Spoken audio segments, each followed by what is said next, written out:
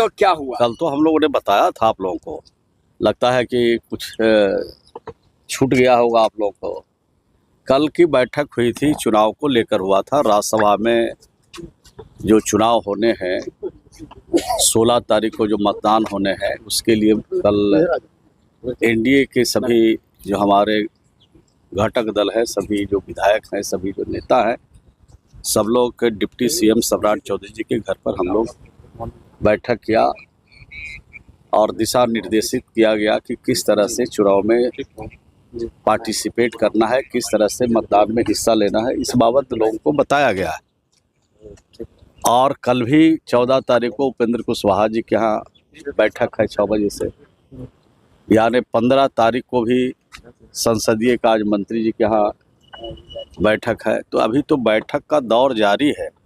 जब तक 16 तारीख का मतदान नहीं हो जाता है, जब तक रिजल्ट नहीं हो जाता है, तब तक शहर में विधायकों के बीच में, पार्टियों के बीच में गहमा-गहमी रहेगा ही।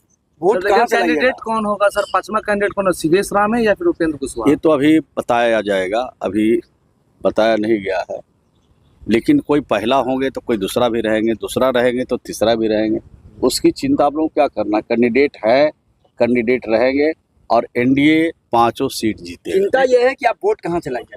3 आप लोग का सीट, 3 वोट कम। पत्रकार लोग वोट की चिंता मत कीजिए। पत्रकार जो लोग हैं वो चिंता कीजिए रिजल्ट का, कि कहना रिजल्ट होगा। आप लोग तो और रिजल्ट जब होगा तो एनडीए के पक्ष में होगा। आप लोग तो दावा पांचों उम्मीदवार जीतेंगे। आप लोग का दावा है ना कि 1 दर्जन विधायक महागठबंधन के हमारे संपर्क में? नहीं, हम ये दावा नहीं कर सकते हैं। जो लोग कर रहे हैं करें। इतनी बात मैं कह सकता हूँ कि जो विपक्ष दावा कर रहा है वो उनका दावा खोखला है, उनके पास कोई दम नहीं है।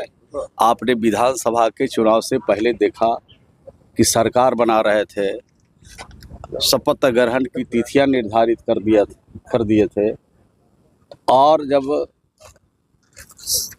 एनडीए को 202 सीट मिला, उनका पूरी तरह से 35 सीट पर उनका जीत हुआ।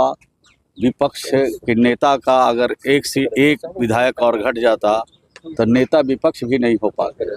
तो उनके बात में कोई दम नहीं है। हम लोग 5 की 5 सीट जीतेंगे। सरवन जी, दोनों में फर्क है। वो जनता का फैसला था, ये फैसला विधायकों का है। अगर आप उनके पूरे देखेंगे तो बीएसपी AIMIM मिला के 41 आते हैं। 41 अगर उनको मिल गया तो आपके लाख चाहने के बावजूद भी जब तक उधर से एमएलए टूटेगा नहीं, ये तो मैं पूछ रहा हूँ, एमएलए टूटेगा क्या रणनीति है?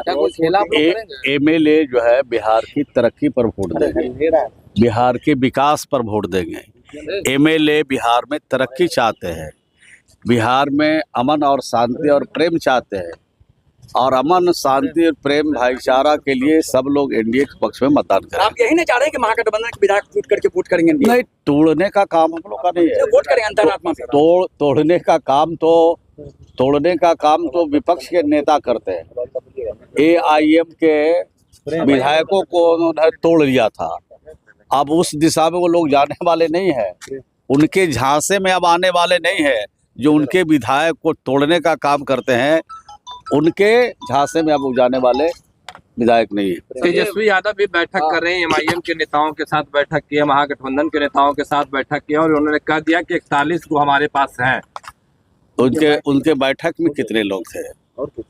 उनके मीटिंग में कितने विधायक पहुंचे थे? आप समझ लीजिए कि अगर सीने में दर्द है और सर दर्द का दवाई खाएंगे तो ठीक पड़ने वाला नहीं है।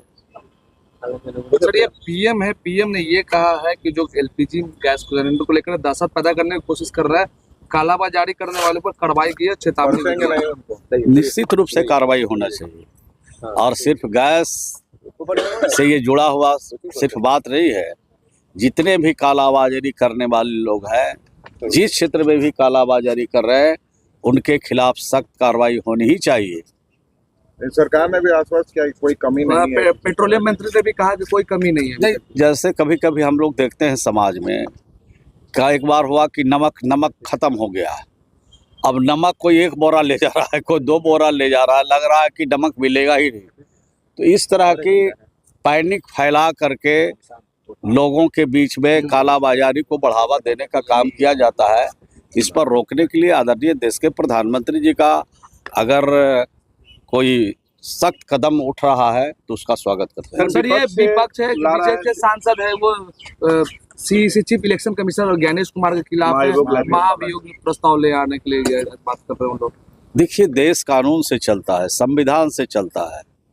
देश में अगर कोई संविधान कानून के खिलाफ अगर कोई बात होती है तो मैं समझता हूँ वो देश के हित की बात वो नहीं करते हैं। सर एलपीजी कनेक्शन को लेकर सपा के नेता उन्होंने राम रसोई बंद किया गया है, कहा है कि आज़ादी के बाद सबसे पहले बार ऐसा किया गया है। सर देखिए, अब सपा के नेता, कांग्रेस के नेता, आरजेडी के नेता के पास कोई मुद्दा नहीं है, मुद्दा विहीन विपक्ष है और आने वाले दिनों में जनता इनको फिनिश कर चुकी है।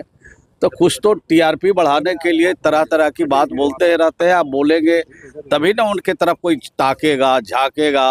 अब झांकने और ताकने के लिए कुछ बोलते हैं तो उस पर बहुत हम लोग बहुत गंभीरता से उसको नहीं लेते।